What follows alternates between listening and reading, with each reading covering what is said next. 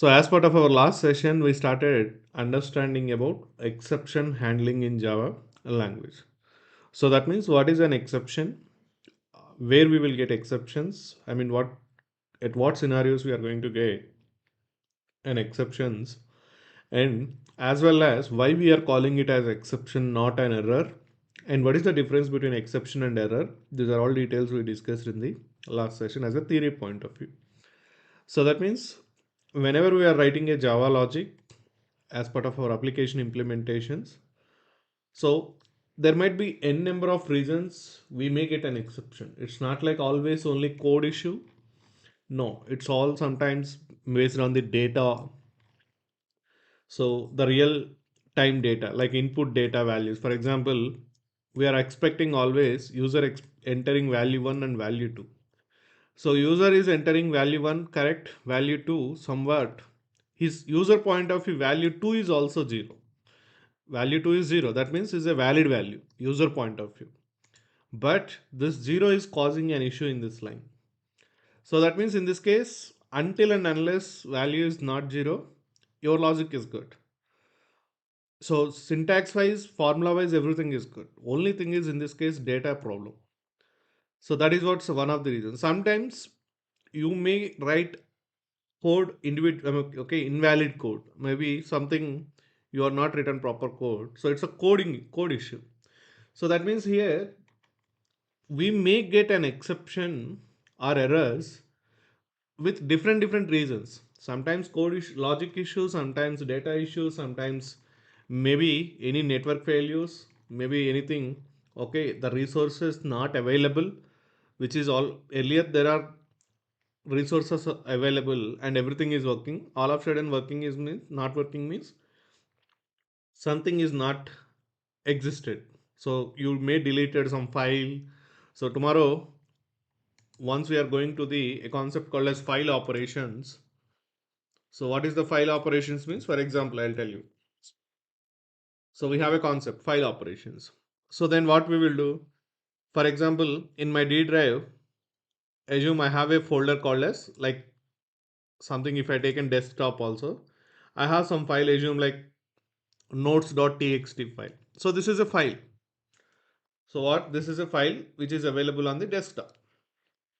So where it is available means if I am taking this file path, it is available on the concept of uh, yeah. So if you go to the, I mean, it is available in the actually C drive users Dilip Singh desktop. This is the path. So in this path, this file is available. So now whatever the content is available, I'm writing a logic for this. So I'm writing a logic for what? Reading content from above file. Okay. So I can write. So there are some file input output stream operations and all. So by using that, we will write. So that means I can read the content of this file and I can print and I can do anything. I can read, I can send, I mean, I can take that content, I can store inside the database, or I can send an email to so many, I mean, I can send an email to other people by taking content of that file. I can do a lot of other things. So I can do a lot of activities by using that content. That's okay. It's all going very well. Your program is good. Everything is good. Now assume all of sudden one fine day. So this file, whatever file you are making key role in this case, this notes.postnotes.txt, I removed it.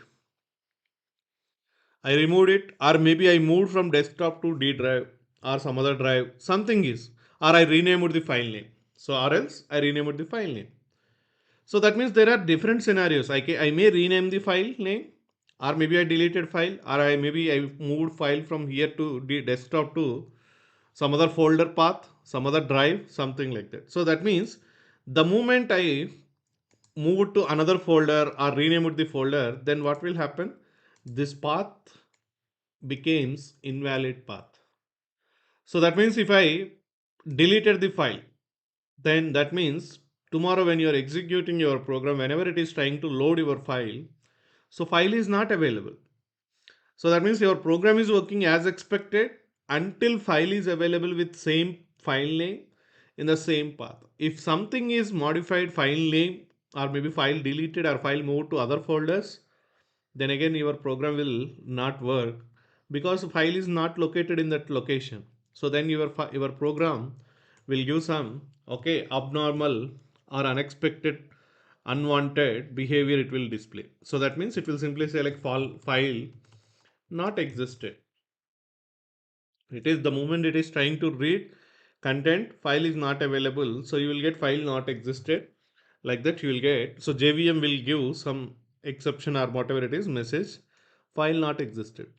So the moment file not existed you got means your activities will not happen. So these activities will not complete.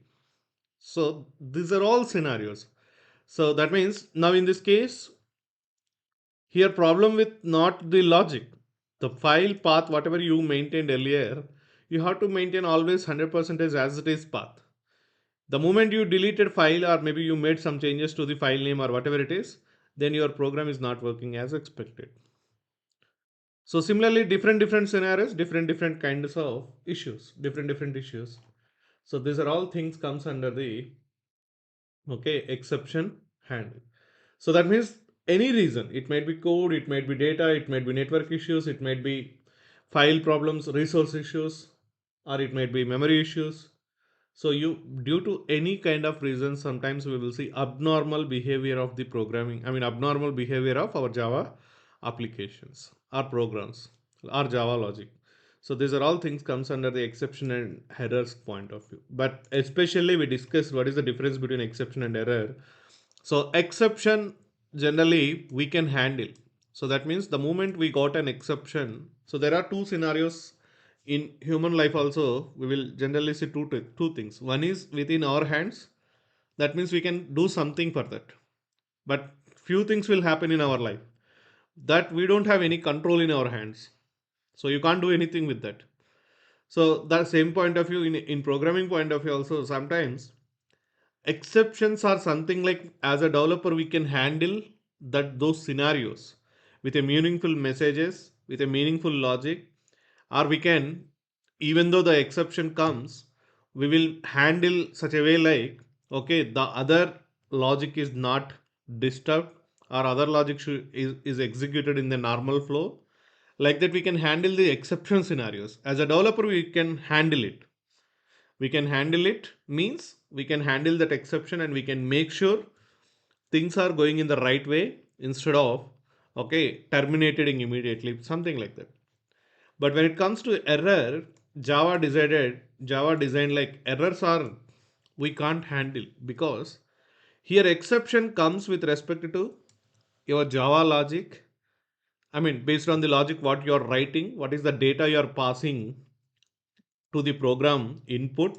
For example, in this case, I said, right, zero value you are passing. Here you are passing index value, out of index value. So this is data problem. So you are passing data, invalid data.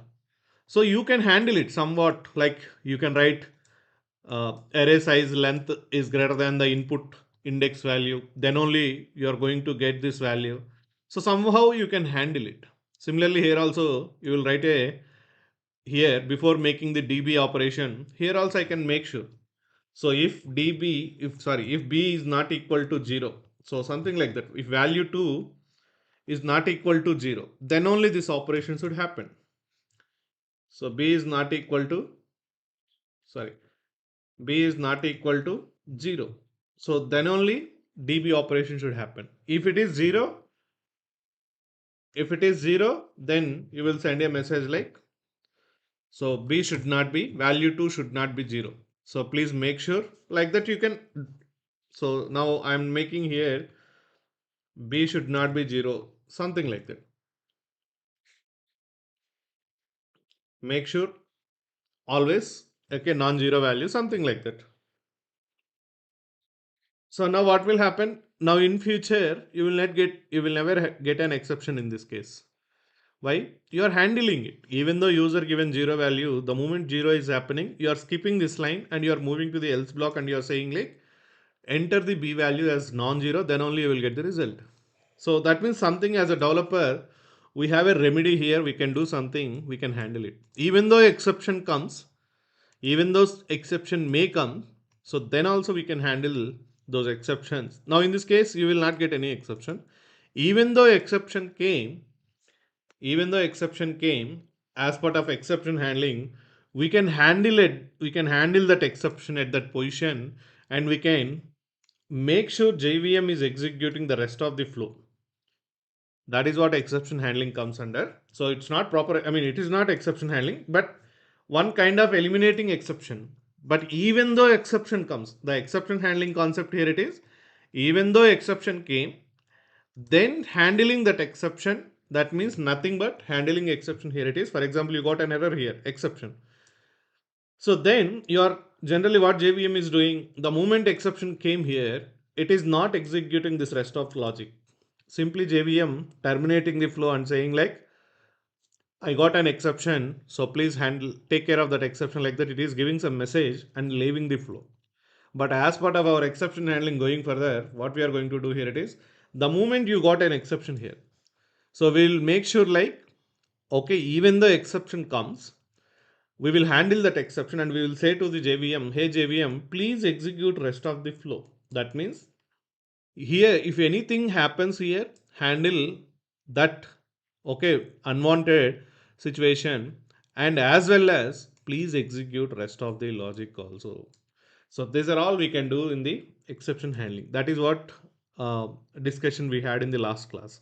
So if you see here the logic, everything is executed from first line to last line without exceptions. But here, the moment sometimes whenever you got an exception, first three lines are executed.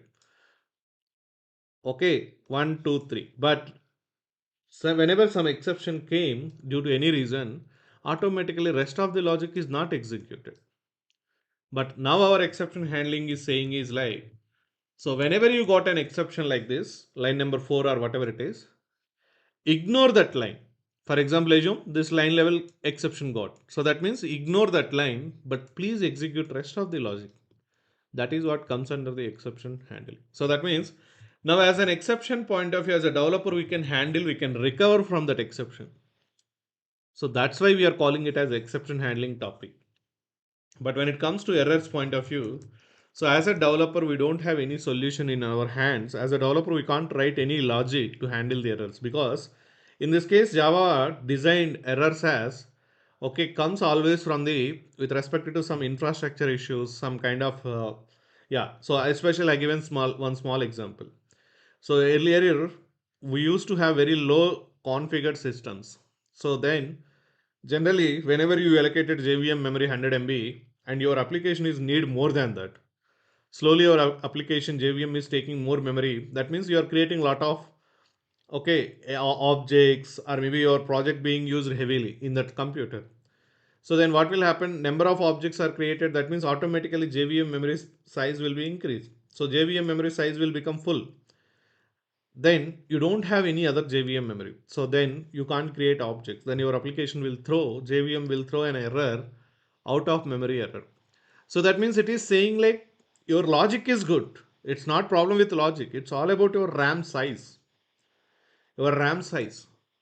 That means your JVM memory size. So that kind of things will be comes under the error. So that means as a developer in that scenario, you don't have anything in your hand to handle that scenario, to handle that exception. The reason is your logic, everything is good. If you are moving that project to a new computer which is having huge RAM and huge JVM memory, it will work as expected again. So that means in such case, from the logic perspective, you can't do anything. So those kind of things comes under the error. So simply exceptions are okay, we can handle the exceptions as a developer, we can't handle the error. So that's why we can recover from the exceptions, nothing but we are handling. Errors are nothing but we can't recover. That means here you got an error, like something, your JVM memory is full, like out of memory error you got. So as a developer in this case, you can't do anything. In this case, you can't do anything. So it's a hardware issue, or it might be, yeah, it might be infrastructure issue, whatever it is. So those kind of scenarios called as errors. So that's why Java is calling exception handling, not error handling. So we don't have a concept of error handling. We have a concept called as exception handling. And exception is different, error is different in Java language perspective. Okay, so these are all details you have to be very clear. So in interviews they will ask you, why can't we call it as error handling? Why we are calling it as exception handling? That is the reason. Okay. And okay, now this is all we discussed in the last session, and we taken a small example also, generally how we are getting exceptions point of view and all. Now the today's concept is what exactly an exception with respect to programming. I mean our Java perspective, what is an exception? Now programming point of view, what is an exception? Theory point of view, we discussed like it is a unwanted situation where JVM is throwing some message or whatever we are discussing. Some due to some data issue, due to some other issues, index issues, your your application execution flow is terminating or failing. That is what we are calling it as an exception. But what is the real internally, wow, how JVM is okay creating this exception?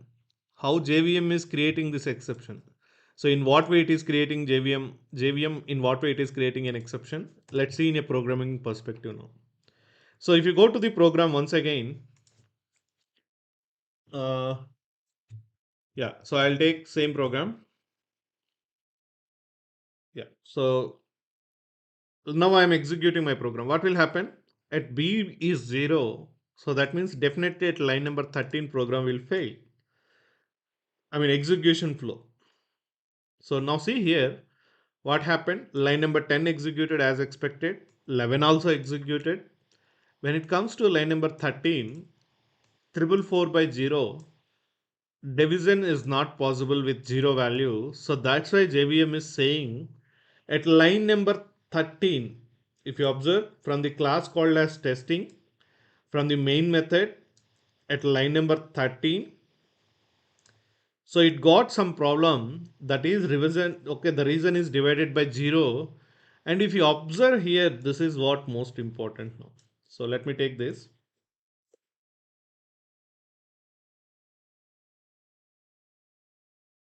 Yeah, now concentrate guys. Now we are entering into practical things. Okay, so what is an exception point of view we are discussing now in with respect to how or what is an exception created by JVM or Java execution, whatever it is, Java runtime environment, whatever it is. So these are all things generally mostly we'll see in the Java runtime environment point of view. Sometimes compile time point of view also we'll see that.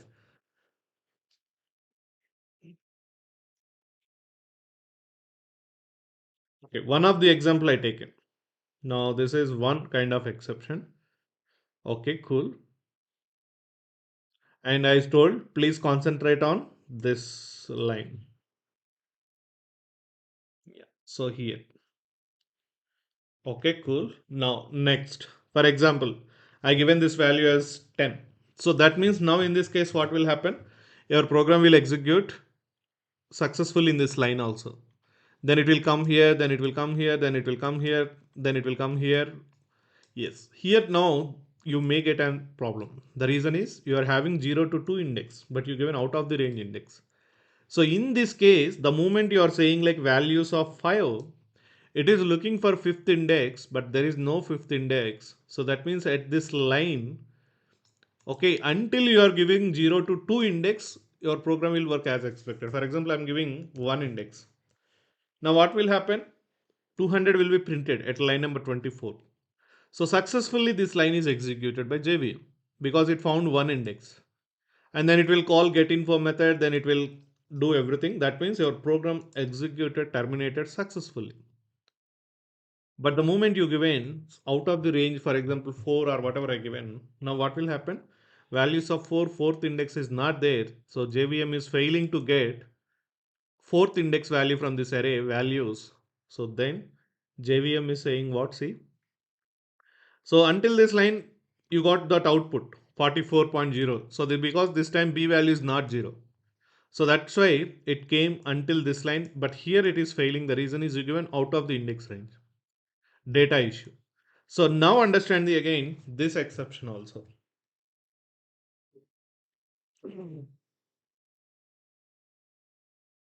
Yeah. So now if you are understanding this exception again, okay. So Yeah. If you concentrate again, the reason is what? So it is saying very clearly. JVM is saying very clearly, like at the class called as testing class. In the testing class, in the main method, okay, in the main method, see, when you are understanding the exception handling, please go in a flow like this, guys. Okay, I'll show you exception stack trace, something, some concepts will be there. I mean, we will see very. I'll show you in the couple of examples right now only. So make sure it will be called as exception stack trace. Okay, what it will be called as is exception stack trace. Exception stack trace. So that means tracing. These are all exception messages, and this messages entire flow is called as what? Exception stack trace. Generally, you are seeing one or two lines, but in future, when you are working with real-time application point of view, you will see n number of exception lines. So I don't think I can produce any exception like that. Let's take one more example.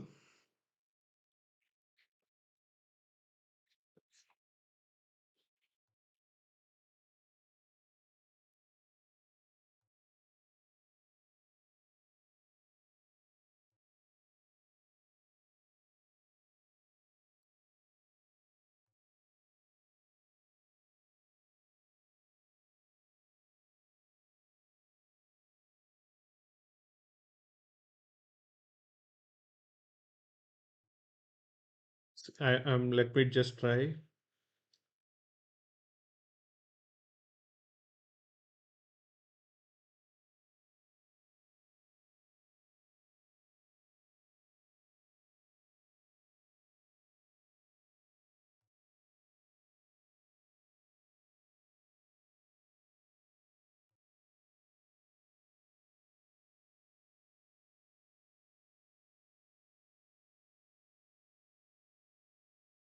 See, I mean, don't worry about this. What and all happened. This is what my intention is this one. So my point is this one. So you got 6 to 7 lines of things, right?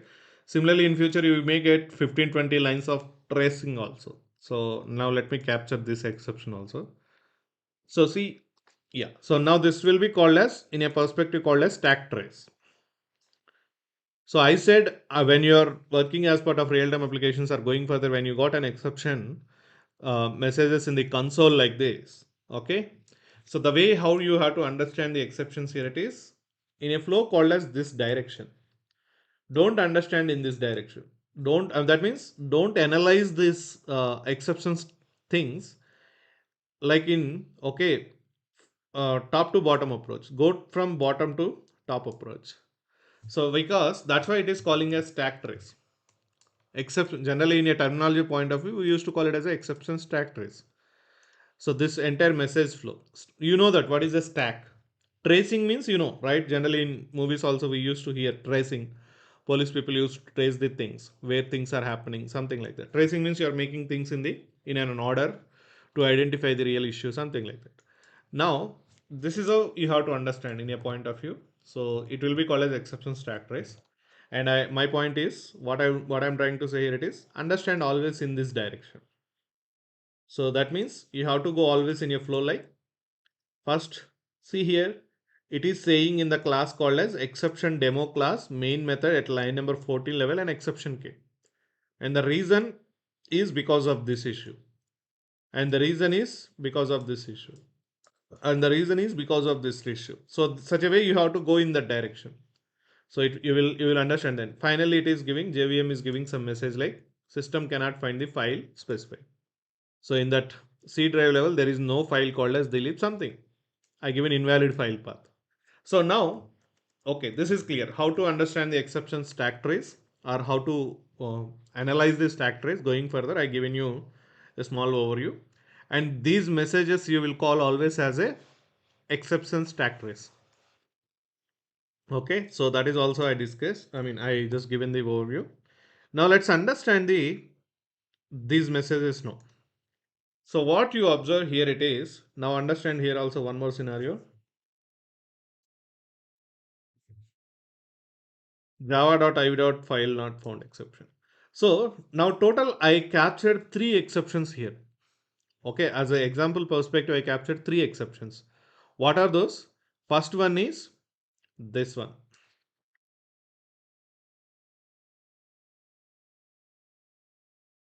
and second one is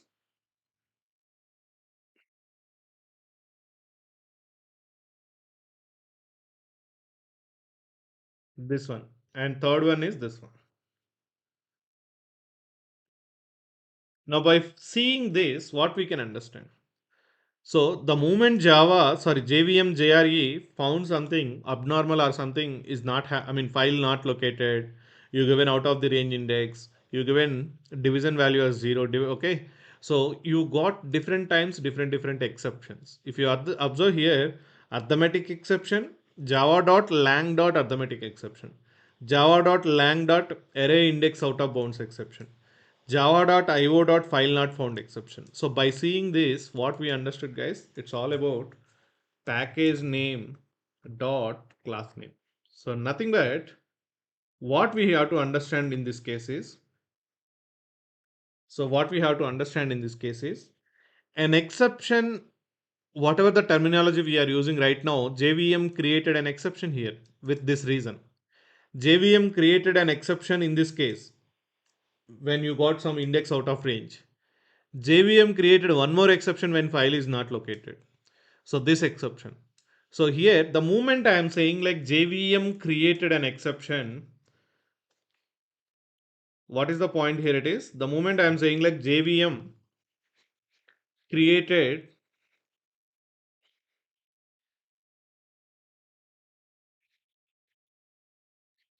an exception and throwing. Generally, we use the this terminology. JVM, what JVM is doing at first scenario point of view, the moment it found the zero, B value as zero, it created an exception internally, Java runtime or JVM, and immediately it is sending that exception information to the console level. So that means what's happening in this case? JVM created an exception and throwing that exception to the console level. Now the point here it is, what is the meaning of created an exception in this case is, it's nothing but created an object. So created an object for an exception class. So that means what you have to understand here it is,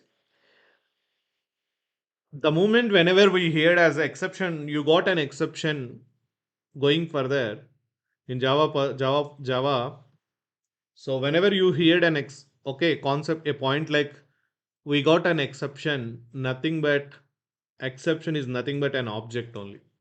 So what is the point you have to understand here? It is in a simplified point of view. Exception is nothing but an object. Exception is nothing but an object. So that means now the moment whenever it found b value as zero, so there are some predefined exception classes are there. Okay, and similarly we can define user defined also. As a developer we can define our own exception classes also. We'll come back to that point. So if you observe here, arithmetic exception, array index out of bounds exception, file not found exception. So these are all classes. These are all classes. So that means whenever you are saying like JVM created an exception in different scenarios, nothing but JVM created an object for a exception class. Specific to that scenario, Java designed lot of many predefined exception classes. And for those exception classes, JVM created an object, and that object is being by using that object, JVM by using, once the object got created, by using that object, JVM showing or throwing error messages to console level. So that means by using that object, what JVM is doing is JVM showing or throwing that messages.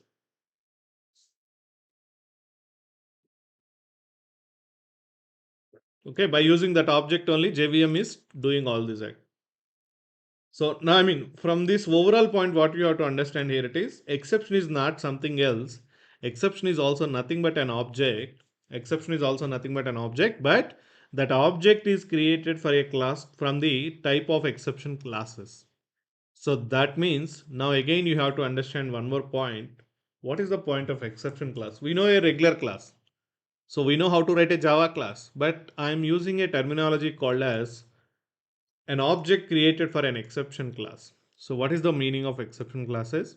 These are all details we have to understand. So that means if you created an object for ABC class, it will not become as a exception object. It will not become as, so the moment you created object for the ABC class, so it will not be an exception. Why? It's a regular Java class, fine. But I used a terminology called as right now an exception class. Created object for an exception class. So that means something there is a small difference is available with respect to exception class and regular class point of view. So tomorrow if I return a class called as XYZ class, XYZ class, okay, by following some exception class rules and all. So there are some rules. That's what exception handling we will understand. So exception class point of view, by following those rules, if I implemented XYZ class, then if I am created object means, then nothing but created an exception. Created an exception. Created an exception. So the moment you created object for XYZ class, nothing but you created an exception. So, but the moment if I want to say class XYZ as exception class, we have to follow some rules. Okay, that's why then only I can call that class as an exception class. Okay, that's how we will understand what are those rules and all. We will try to understand. So we will try to understand how we are going to create exception classes, what are the rules available. So in what scenarios we can do that, we will try to understand.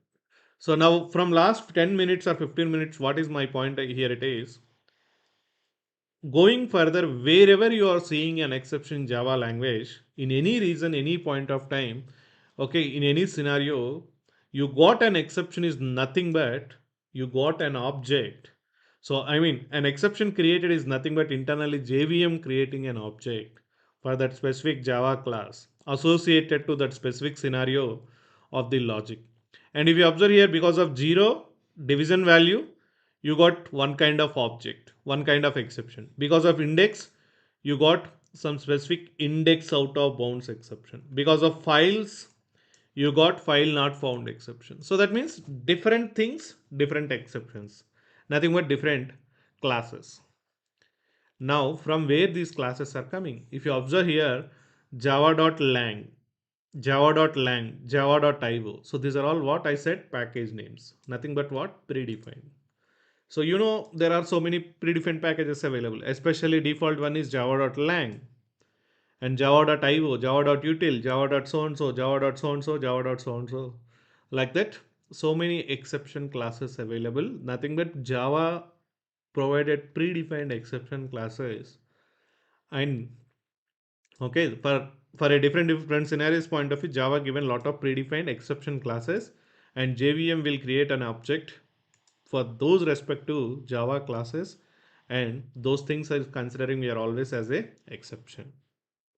So a class will not become a regular class. What we know till today is not an exception class. We can't use every class as an exception class. So to make a class as an exception class, we have to follow some rules. What and all we will see that. So this is all overall agenda of what is an exception. So that means whatever you are seeing here in the text format with this error messages or whatever it is, okay, so going further, whatever you are seeing here, nothing but like in this scenario, nothing but internally JVM created an object for this class. Because of this line at main method, immediately it created an object for this class. Now I said this is a predefined class. Is it true or not? So how to see the code of predefined class? If you go to the Control Shift T and type the message array, sorry, type that class name. See here, this is the class name. Array index out of bounds exception, right? So Control Shift T, I'm typing that. Now see here, this is what public class name. And if you observe here, extends means what? Inheritance. So that's what I'll come back. So something you have to inherit, then you will call it as exception class point of view. That means here inheritance is involving again. Point number one.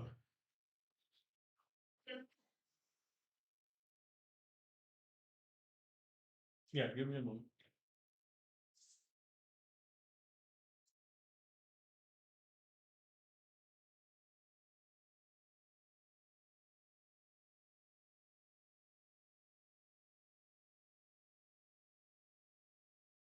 Yeah, sorry.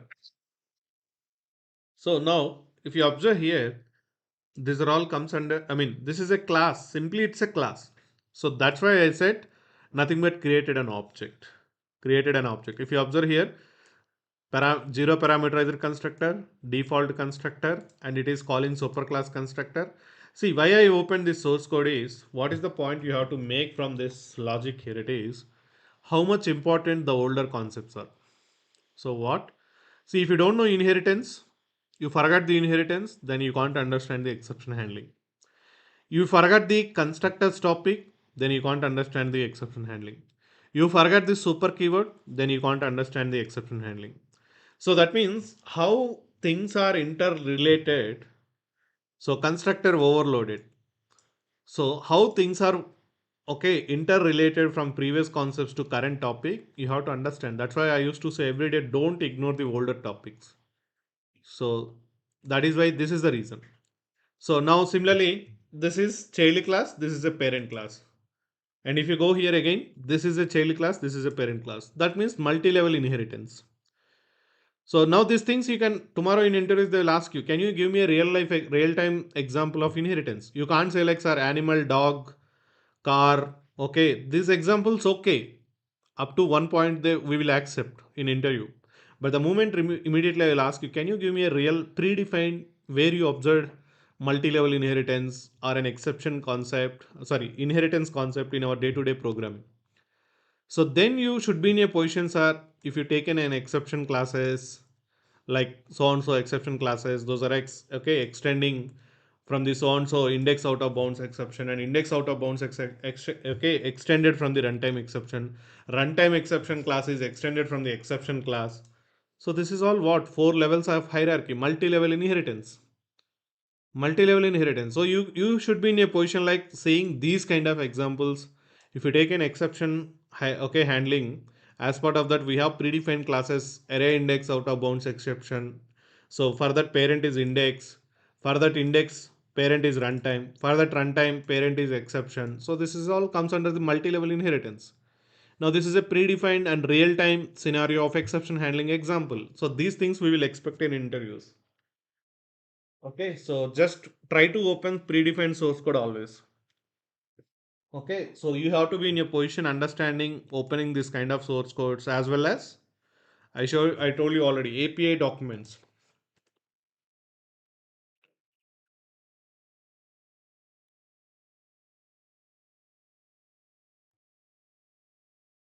Okay, so you should be in a position of understanding API documents. I know I told you already how to deal with this API. Now what package? Java.lang, right? So the moment you clicked on the java.lang package, if you observe here, the classes you are seeing. And what is the classes C? They given exception classes, segregated. These are all regular Java classes. Like we know that already we understood wrapper classes, long integer, a regular Java classes. Similarly, we have exception classes. So if you see here, that is what exception we got right now. Array index out of bounds exception. If you observe here, this one, array index out of bounds exception. And if you go here, arithmetic exception.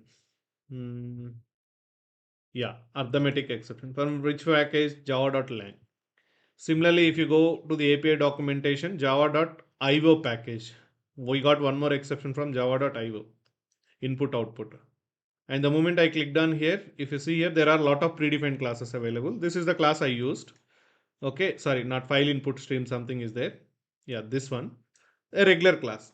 Due to that class, I got an exception like this one, file not found exception, right? So if you see here, file not found exception. So now what you have to understand from this is file not found exception. So here you can see the documentation. What are the constructors available inside that class, and what are the methods available? What are the variables available? These are all things you can see from the documentation, as well as if you started opening the source code also, file not found exception. So now see, file not found exception is extended its IO exception, and IO exception is extended again from the exception. So something, if you observe here, every exception is connected to exception. Inheritance point of view, every exception class becoming a child to the exception. If you observe here, this exception, and here also exception. Runtime exception class extends exception. IO exception extends exception. So that means every exception class becoming as a child to exception. I'll come back to that. But what is my point? Why I am opening all these things here? It is, what you have to understand from this is, exception is nothing but a Java class. Exception is nothing but a class. Exception is nothing but an object created for an exception class. But which class you are going to call as an exception class, I'll come back. And you need to understand all the things like it's a regular Java class only, regular way. However, you will write Java classes, methods, constructors. Same point of view will write in the exception classes also. But what is the difference between a regular class and exception class? We'll come back to that. I'll give you right away the details. Okay, so these are all details you have to go through, guys. Otherwise, you will not get a practical knowledge. So yeah, just open this kind of source code, API documents and all, then you can understand the things very practical level, very much practical level. That's what my intention here it is. Okay, so that's all. Now that means we understood as of now how, what is an exception, nothing but an object created for an exception class. And now we have to understand which class is the exception class. And I said already Java is having a lot of predefined exception classes, and that is what I shown you also. See here, these are all different exceptions in different scenarios. With respect to file operations, input output operations, we are not discussed it, we will discuss later. If you go to the java.lang, yeah, exception classes, see, we understood already, we saw something related to arithmetic exception, array index out of bounds exception. But if you see here something like class not found exception, no such method exception, these are all things you will get in future. Index out of bounds exception, I think null pointer exception. Yes, I'll show you this exception right away. Null pointer exception, number format exception. I can produce this exception also. Um, yeah. So what is a null pointer exception? Try to understand. This is the most important and dangerous exception in entire Java applications. The most popular and dangerous exception in entire Java real-time applications is null pointer exception. So now if you observe here, again null pointer exception class also. So its parent class is runtime exception. Its runtime parent exception is exception class. Exception parent class is throwable. Throwable parent is object. So you know that for every class in entire Java world, object is a topmost superclass. So this is the hierarchy of multi-level inheritance, guys. So child, parent, parent, parent, parent, multi-level inheritance. So that's okay. Now you can see what is the null pointer exception and all they are explaining here. Um, okay, but what is the null pointer exception? That is also I'll cover. See here. As of now, we are understanding how exceptions got created, but we are not started yet how to handle those exceptions. We are understanding like JVM internally how exceptions are getting created, how Java is creating an exceptions. Nothing but that is what we are trying to understand. Let's see here. Yeah.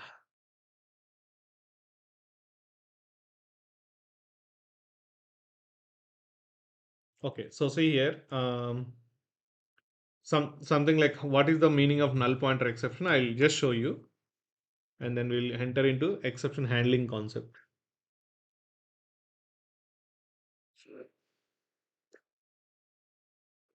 Yeah. If you observe here,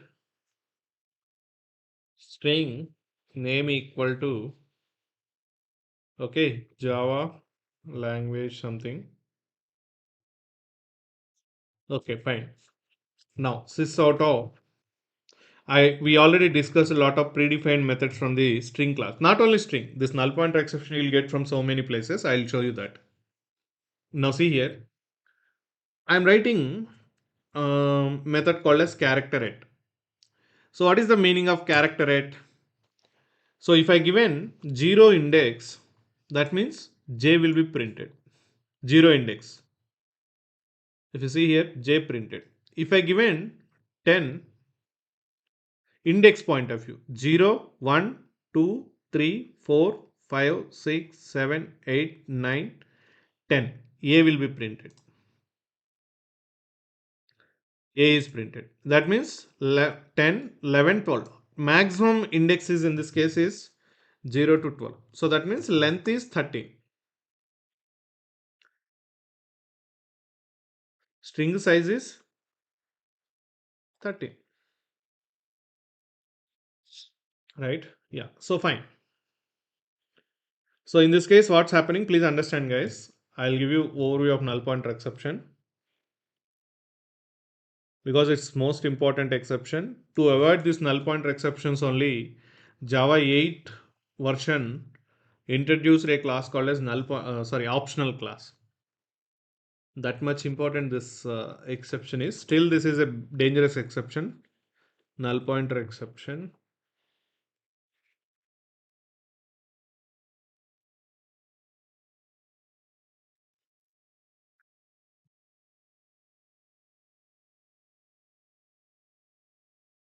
Okay, so this is okay.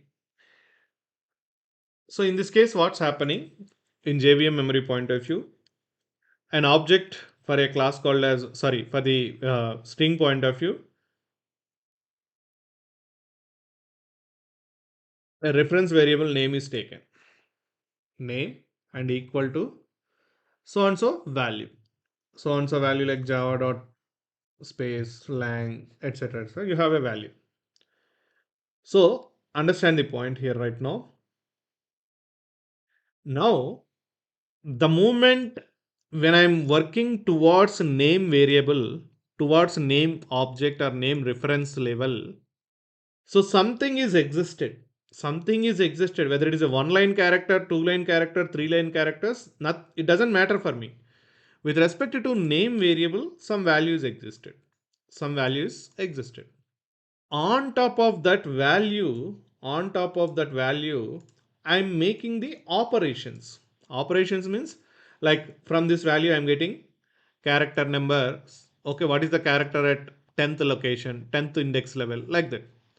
So value is presented. In this case, name point of view, name reference point of view, value is presented. A real value is presented. A real value is presented, and then on that value, we are making some operations. Nothing but getting 11th character value, 10th character value. Maybe if you given out of the range, you will get an exception. Why? If you observe here, if I given 20 index, what will happen? There is no 20 index generally, only 0 to 12 based on this value. So you will get index out of bounds exception. If you observe here again, what exception you got, guys? This exception you got. See one more exception class. If you observe here, see how much stack trace you got this time. This is all called as exception stack trace. You got at what exception? Null pointer exception. At what line? Main method level. So sorry, I'll make this as a null pointer exception demo class, otherwise you'll get confusion.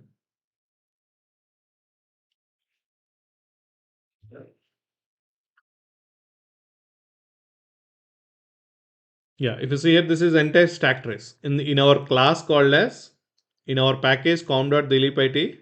In this class, in the main method, in the line number 10 level, you got an exception because of calling character at method. Okay, that means in the string class line number 1555, and internally it is calling other methods, finally index 20 out of the range of length 13. So you got an exception, but what is the point here? It is, what is the point you have to understand in this case is,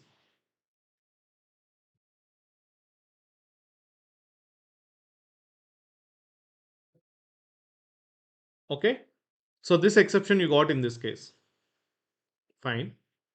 This is not a null pointer exception. Now, my point here it is something value is presented. On top of that value, you are making some operations. For example, what I will do is I'll give here index number 5. That is okay. Now, I want to make sure the entire string is converted into uppercase. So you know that, right? So how to convert the uppercase? String new value equal to name dot to uppercase method. We discussed all these methods to uppercase. So that means in general what will happen now? The new value will, if I am printing new value, what will happen? The Java language word converted entire word into uppercase, and inside this uppercase value will be presented. So you got that. See everything in the uppercase. So that means what happened again? Value is presented, and on top of that value, we are making the operations. So that's why in the name variable level, Java language value is there, and it is converted to uppercase. So the moment I am calling to uppercase method, what happened? The value converted, the real value converted to uppercase value. Because something is existed, that's why operation is success. Now my next point is, if you observe here, I did not assign any value to this variable. For example, yeah, let's take like this.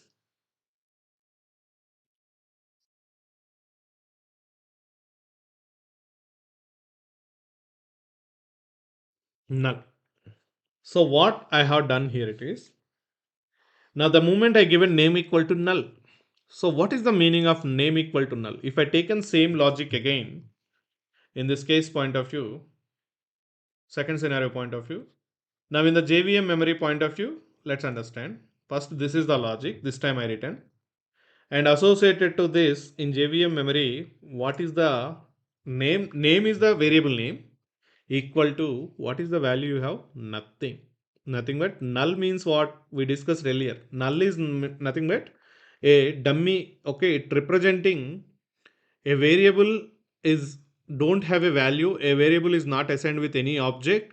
So in such scenarios, generally we will take null. Null is nothing but empty kind of thing. Empty. Simply I can, in a terminology point of view, I can take it as empty. So it's nothing but empty. Nothing is there. Null is nothing but nothing. Nothing means empty, something kind of thing. Now, assume I can consider null is equal to empty, right?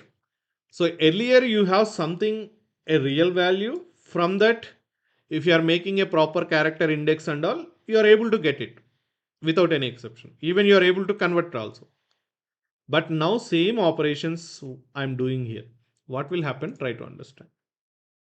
I did not do anything. Name equal to null and remaining operations I'm trying to do that. If you observe here, this time you got null pointer exception.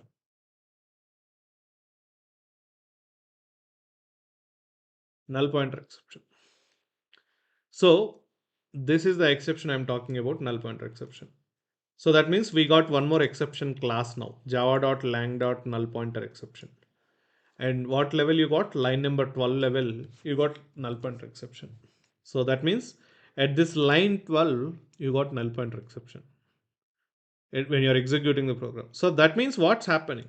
You're asking from the name variable value of name variable, get the fifth character index.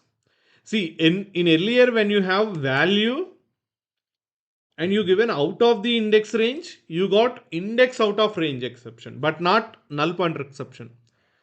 Okay, okay, that is also cool. Even I will make sure this line is deleted. Now see here.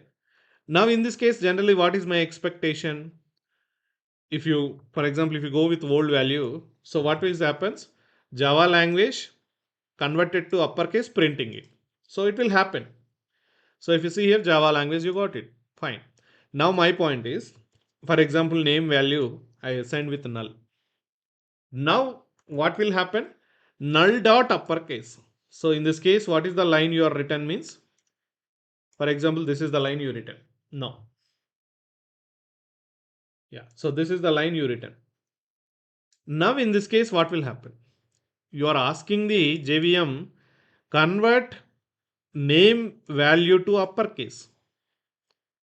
Okay, that's okay. But JVM went to name variable and trying to convert uppercase. But the moment it found uppercase, to find out the value to convert it to uppercase, it not found anything. It's an empty. See, when something is not there, how can I do operations on that? If something is there, I can do it. If nothing is there, then on top of that, what I will do as I can't do anything. Nothing is there. It's a empty, blank. On blank, how can I apply uppercase functionality, lowercase functionality, or getting a value from the blank? So from the blank, what you will get? Character at first position, second. First of all, there is no value. So that's why in this case, null is that's what, right? So you are making operation on the null. Still, the name is not have a real value. The reference of this variable doesn't have a real value. Still, it is null. So on top of null, you are trying to make any kind of operation, you will get null pointer exception. You will get null pointer exception. Why? You are that is what the meaning they given. Cannot invokes. Okay, I think with this line you will see this exception now. Yeah. So if you observe the reason now, this is the reason they are giving. Earlier character index point of view, you got that exception. But again, this time also null pointer exception only, but reason is different. So the reason is different. What is the reason? See here. So now it is saying like to uppercase method you are calling because name is null. You got this null pointer exception. We got null pointer exception. The reason is you can't call the uppercase method because name is null. Name is null. So that's why you got null pointer exception. So that means simply what you have to understand in this case as a null pointer exception point of view. So whenever a reference variable is assigned with null in memory level and on and by using that, okay, so and by using that reference and by using that reference, if we are making any operations is nothing but calling methods, variables, etc of that class. Okay, we will get, so Java will create an exception an exception and called as and it is called as null pointer exception. Simple. Going further, wherever you see null pointer exception is nothing but somewhere you are making operation on the null value, not on the real value. Null pointer exception. So if you have again at least one character, see now I am removing null word, I am making double quotes. So it's a empty now. Even though it is now it's not a null. Now in this case, what you have a value now, real value. At least whether it is a one space or single space, whatever it is, but you have a value now. So now in this case, the moment you given name equal to like this, now in this case it's not a null keyword, guys. You and one more thing is I can do like this also, or else name equal to, you did like this. Here I will keep null, whatever it is. I mean, I written in two lines. See, at this line number 10 point of view, name is still null only, but the next line is executed name value from null to it is overridden with double slash. So that means null is removed, and the in place of null, you given a real value called as one space or two spaces, something like that. Now in this case, you don't have a null value. You have a some value, whether it is a one space, two space, it is a value. Now you will not get any null pointer exception. See here. Now see, nothing you got. But at the same time, you didn't get any exception. Why? So in this case, what happened? Two uppercase method you are calling. It went into name variable. This time there is no null. You have some value. On top of that value, it is trying to do uppercase. There are no characters. That's why it is leaving. Okay, it is just leaving. It's trying to convert. There is no value is there, but there are no characters to convert. So that's why it is just leaving terminated. But in the name variable level, by the time uppercase method is calling, you have a white space, but not null. But in this case, generally what will happen? The moment you are calling the uppercase method, you are having name is what really null. Null dot uppercase, null dot character at, null dot two lowercase, null dot so and so, null dot so and so. The moment you are making something null dot something, now if I am calling any of all these methods, replacing characters, okay, converting to lowercase, converting to uppercase, trimming, removing white spaces, okay, adding other characters, value of character at position level, what, how many characters are there, converting to, okay, integer stream, something like that. If I'm calling any of all these methods, you will get null pointer exception. So simply what you have to understand is on null variable, so reference variable is assigned with null. If any reference variable, if any reference variable is assigned with null in memory level, and then by using that reference, okay, variable, if you are making any operations, nothing but calling, Java will create an exception and called as null pointer exception. So this is what null pointer exception. It's not applicable to only string class, guys. Any class object. For example, let's see, do one thing. I'll create a class called as student class or something. New.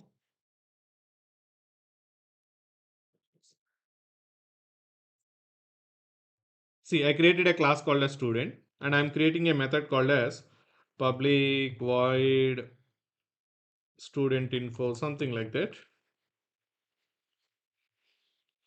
Sys out of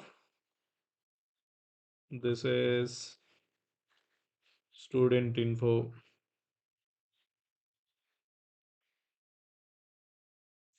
Something. Now, how to call this method?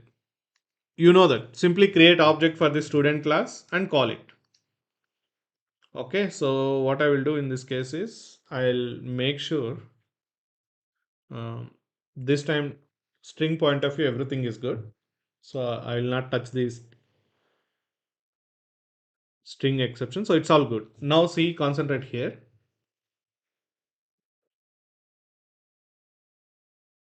Okay. So generally how to call that method? Create object for the student class, student s equal to new student. And then you will call s dot student info method you will call. So the moment you are calling, what will happen? Now understand with respect to these two lines. With respect to these two lines. So the moment first line is executed in the JVM memory, what will happen, guys? In the JVM memory point of view, an object is created. An object is created. And for that object, what is the variable given? Yes. So an object created and s is the reference variable. Now you are calling student.info method. So in this case, an object is existed. So s is the reference variable. S is having a real object. S is having a real object. So that's why the moment you are calling s.student.info, what will happen? By using this object reference internally, JVM will call a method called as student.info. Internally, it will call a method called as student.info. So that's why you will see the output successfully. So this is student.info. But assume some reason I did not created the object for s variable. I given null. I given null. Or some reason s value is still null only. So nothing but what? In such point of view, if I taken same thing again, in second scenario point of view, the moment S is null.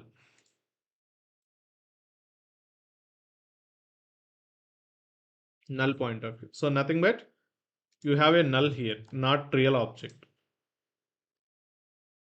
See that when you are using new keyword, then only null, object got created, right? Now you are having null.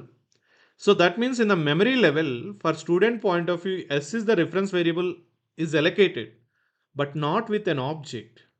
It's still with S equal to null. So nothing but empty. So I'll write like S equal to null. So S is nothing but still null. That means empty. It's just a space reserved. That's all. It's just a space is reserved, but not a real value, but not a real object. Then what will happen? Same formula again. On top of null, if you read this statement, if any reference variable is assigned with null in the memory level, or when generally based on our coding point of view, assigned with null, if you are trying to call methods variables of that class, immediately you will get an exception called as null pointer exception. So that's why you are making some operation on S reference, but S reference internally contains null. On top of null, if you are making any operation, you will get immediately null pointer exception. You'll get immediately null pointer exception. See here, run as Java application. What you got? Until this program is executed successfully. But here, what exception you got? Null pointer exception you got. So what is the reason? Cannot invoke. Okay, it is saying like, yeah, let's take this exception line. So what is the error you got? This is the one. I'll copy here also.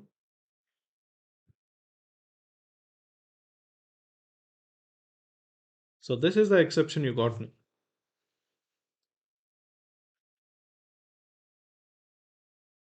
So what it is trying to say now? Null pointer exception you got. The reason is S is null. S is null. So the moment S reference is null, you got null.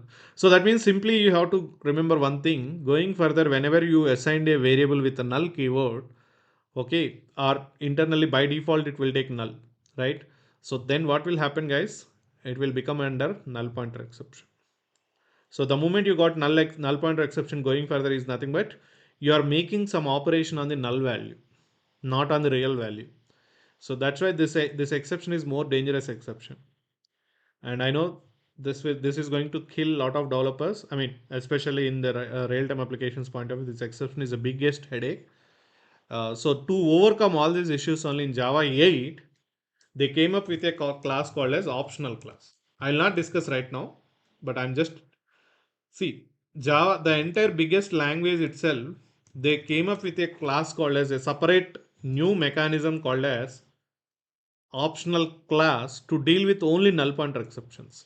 So that means understand how much real biggest headache we are having with this exception in real-time applications. So to overcome all these problems, Java came up with a class called as optional class. Okay, as part of Java 8 feature. But what is an optional class and all, we will see later. So there is no relation with exception handling, but optional class is the main purpose is to overcome the null pointer exceptions. So in interviews also they will ask you very clearly, do you know what is a null pointer exception and what scenarios you will get null pointer exception. So you have to be in a position like explaining all these scenarios. When something is object existed, you will not get any null pointer exception.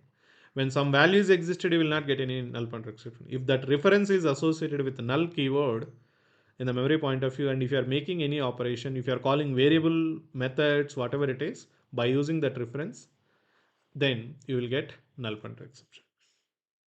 So this is the story behind null pointer exception. So that means what we understood so far. If you observe here is especially this diagram, different scenarios, different exceptions. Sometimes arithmetic exception, sometimes array index out of bounds exception, file not found exception, string index out of bounds exception, null pointer exception, so and so exception, so and so exception, so and so exception. And these are all exceptions are nothing but objects. The moment a null pointer exception you got means internally an object created for the class called as null pointer exception class. So the null pointer exception is nothing but what? An object created, internally JVM created an object created for the class called as null pointer exception. Null pointer exception. So internally what JVM is doing is immediately it is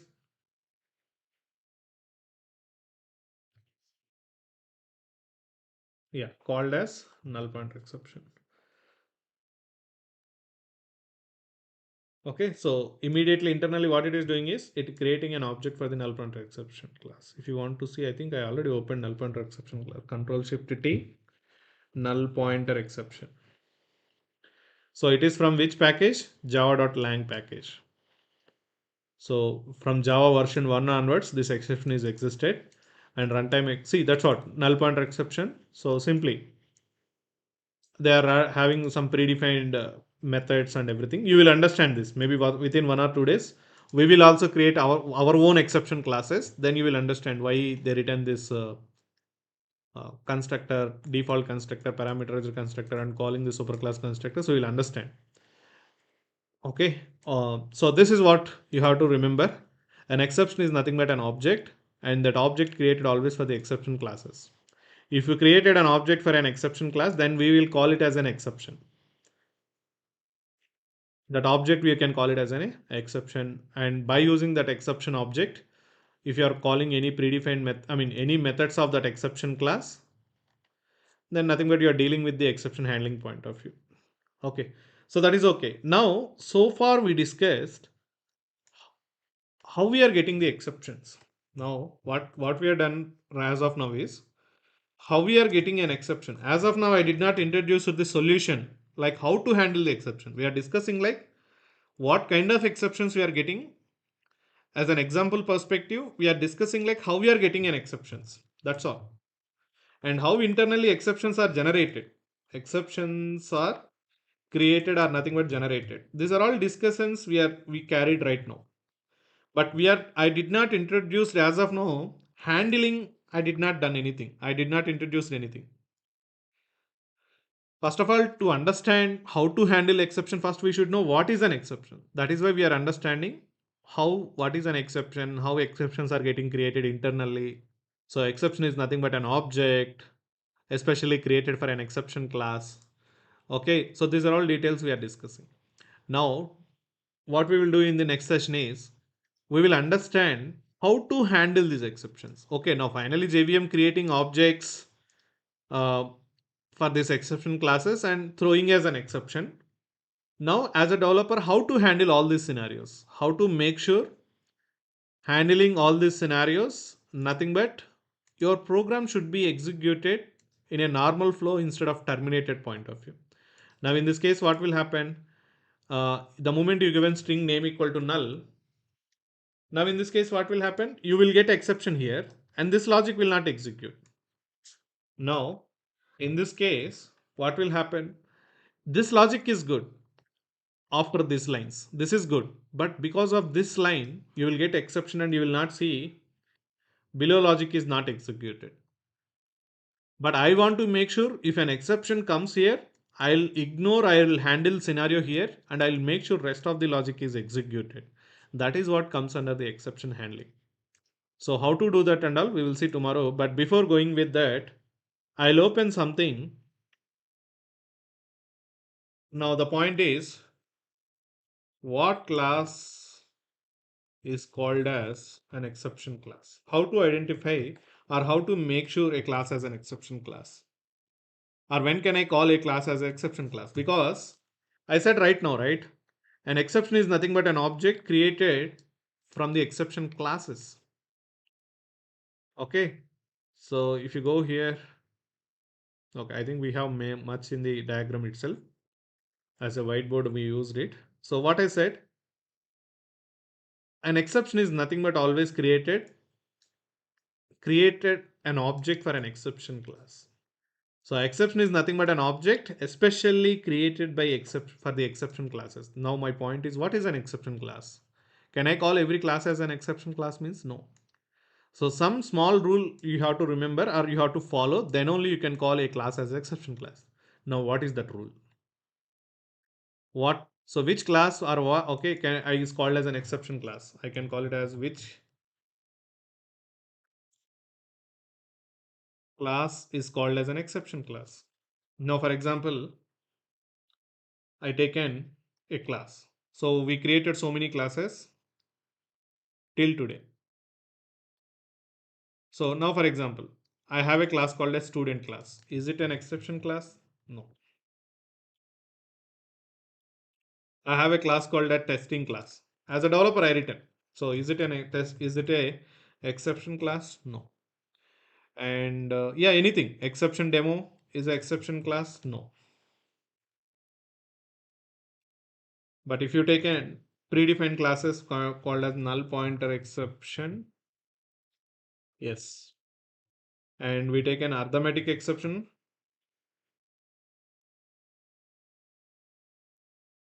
yes. And we take a null pointer arithmetic, etc. etc. Index out of bounds exception, index out of bounds exception, yes. So how we are calling a classes as exception classes is simple rule, guys. If any class, if any class, if any class is a child class, if any class is a child class of a predefined or if any class is a child class of throwable class called as exception class. Or what is throwable here? I'll show you right now. So throwable, let me show you one thing here. If you observe already this hierarchy, what is this hierarchy?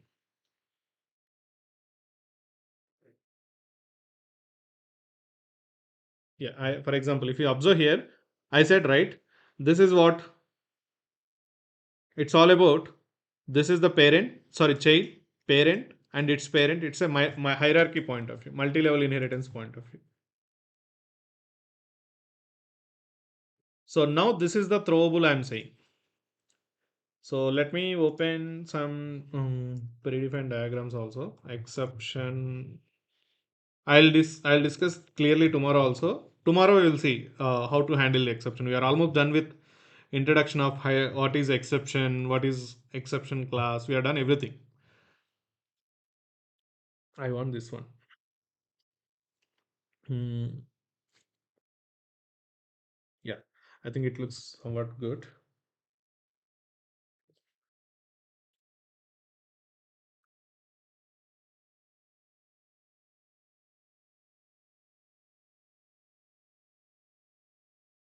Oh, I think this guy said did something.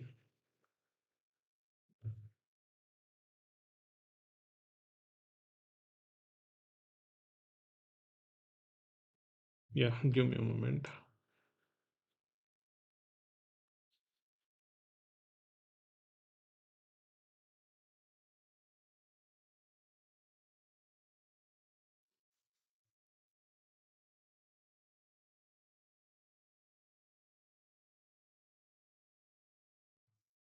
Yeah. So if you see here, yeah. So generally, this is the hierarchy of inheritance of all these classes.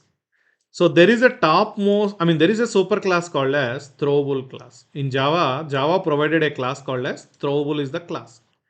And for throwable is a parent in this case. And for throwable again, object is a parent, guys. That is what, if you observe here, that is what the example I given right now. So in a from that API document, we taken this, right?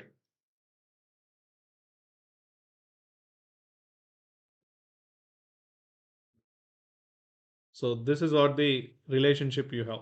So inheritance point of view. Similarly, you can take any other class from the API documentation. Yeah, if you go to any other, for example, arithmetic exception we got, right? See, this is the relationship. If you observe again, uh, the hierarchy of arithmetic exception, what you can understand from here it is, this is the flow. child to parent hierarchy point of view. So what? Again, arithmetic exception is a child for runtime. Runtime is a child for exception. Again, exception is a child for throwable. So that means tomorrow if you created any class, I mean as a developer, if you created our own class also, and by extending any of these three classes or any of the classes of all these classes, then your class will become as an exception class. So somehow your class directly or indirectly is inherited from the throwable class. Okay, then you are calling it as a exception class. So that means control shift T throwable. I will show you. See here. So what it is this throwable java.lang. So if you observe here, public class throwable. See, this class is not at all extending any other class. That means it is the topmost super class, but you know that there is a global rule called as every class is a child of object. That is a fundamental rule everywhere. But if you observe in a other class perspective, throwable is not at all implementing any other. So that's why in entire Java exception handling, so in interviews they'll ask you, what is the highest hierarchy exception class? It's called as throwable.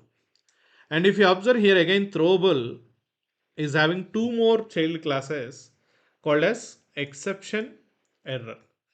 Two more child classes. Now error point of view, I said yesterday, out of memory, virtual machine error, stack overflow error. These are all comes with respect to what? Infrastructure point of view. Yesterday I said, right? You may get some JVM memory full, out of memory. These are all things. So we don't have error handling mechanism. We have only exception handling mechanism. We have only exception handling mechanism. So in such a way, if you take an exception handling mechanism, if you take an exception handling mechanism, so what is going to happen here? It is that's all. I mean, you see lot of child classes available for exception point of view. IO exceptions, SQL exceptions, CLAT not found, runtime exceptions, arithmetic, null pointer. So these are all just high level topmost exception classes. But still we have so many other exception classes also. But these are all provided by whom? Java. But what is the point you have to understand? Every class directly or indirectly inherited from a class called as throwable. So that means, see here, now can you tell me testing is the class I taken, right? Our student is a class. Extends, extends, exception. Now tell me student is an exception class or not? 100% is yes. The moment you written like this, now your student class also became, now in this case, your student class also became exception class. Why? Earlier you don't have any relation with exception hierarchy, exception classes point of view. But today, right now, what you did extended exception. That means you extended this class. Nothing but what student is extended from throwable also, right? So student parent is exception class, and for that parent is throwable. Nothing but student is a child of throwable. So in this case, what is the point? Student is a child of throwable.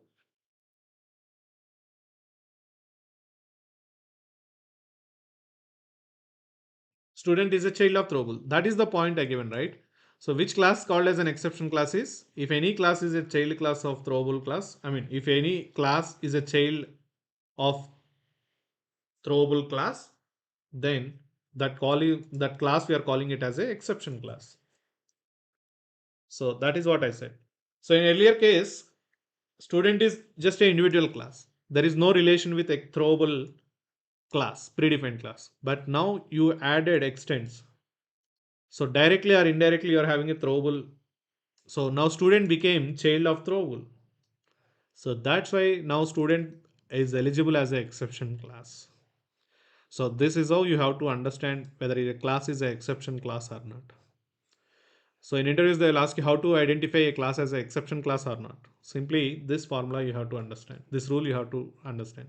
Somehow if the class is having a relation with parent relationship with throwable predefined class, then that class is an exception class. then that class is a exception class. Now in this case, yes, student became as exception class. Can I call testing as an exception class? No. Can I call exception demo as an exception class? No, because there is no relation with this throwable. These classes nowhere became as a child classes for throwable in class. So that's why these classes no. But student you added.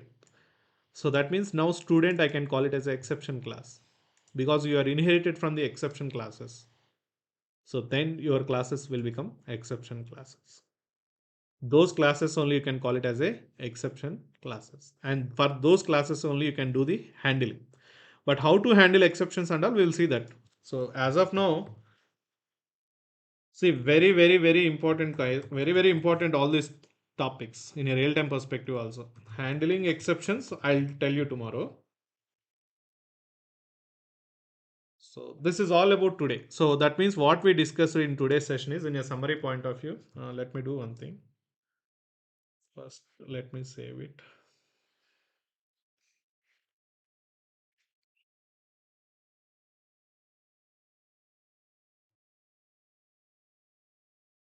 Okay. So what I discussed so far right now is in today's point of view, what is an exception in a technical point of view we discussed. So you know that exception is an object created for an exception class. And immediately we discussed about what is an exception class. Right now we discussed when we can call a class as a exception class. And tomorrow I'll discuss. There are again user defined exception classes, predefined exception classes, compile time exceptions, runtime. Segregation is there. That we will come back. And we discussed uh, how to explore exception classes. I mean, with respect to hierarchy point of view, also I shown you API documents and everything. That is what one thing. And we understood very well about null pointer exception. So how we are going to get the null pointer exceptions and all, we understood. And we saw a couple of other exceptions. We saw many other exceptions also. Many other exceptions also. Like arithmetic index out of bounds exception, array index out of bounds exception, string index out of bounds exception. So we have seen many other exceptions in different scenarios. So we understood all these things. When we can call it as an exception, what is an exception class, how to explore, understand the exception classes, what is a null pointer exception, and as well as we understood other exceptions also. But tomorrow we will understand how to handle the exception. That means, okay, now you are getting an exception, but how to handle that exception?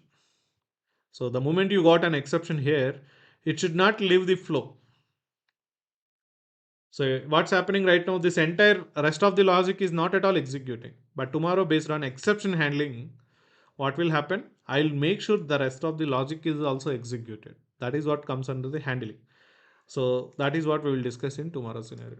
So how to handle exceptions when exception occurs, when JVM throwing an exception.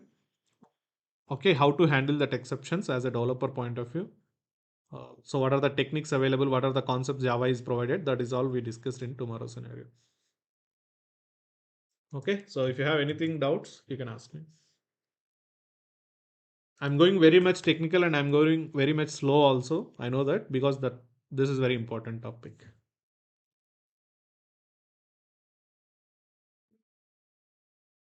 Please be practical. Okay, don't by heart. Understand things always from this kind of okay documents and everything. Then you can answer other questions also. See, the tomorrow if I'm the panel and I'm asking, can you give me a real life example, a real time example of multi-level inheritance? So if anybody says, sir, if you are taking exception classes, for example, arithmetic exception class, runtime exception is the child parent, and for that exception is a parent throwable. Now see 4 levels of inheritance.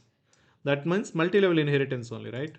So if you are saying these kind of exceptions, examples as a real-time examples, then I will understand, okay, this guy is having good knowledge in other areas also. This guy is understanding Java language very perfectly. It's not like you are saying like, sir, if you take an A class, B class, okay, so if the moment I'm asking multi-level inheritance, you will say A, B, C, like that you will say. C is the child for B, B is the child for A, so then I can call it as multi-level inheritance. But I am asking real time. where you observe multi-level inheritance, then so many people are not able to say. Still, they are trying to say car, animals, all these things. No, I'm expecting something where what you learnt multi-level inheritance point of view when you are working with Java language. A real-time scenario. This is what real-time scenarios. But when you will know all these things, when you started exploring all these API documents, as well as similar to the source code point of view also, if you started opening source code and if you're trying to see predefined Java classes source code also, you will get the good knowledge. You'll get a good knowledge. So just make sure these are all techniques you have to follow if you want to become an expert.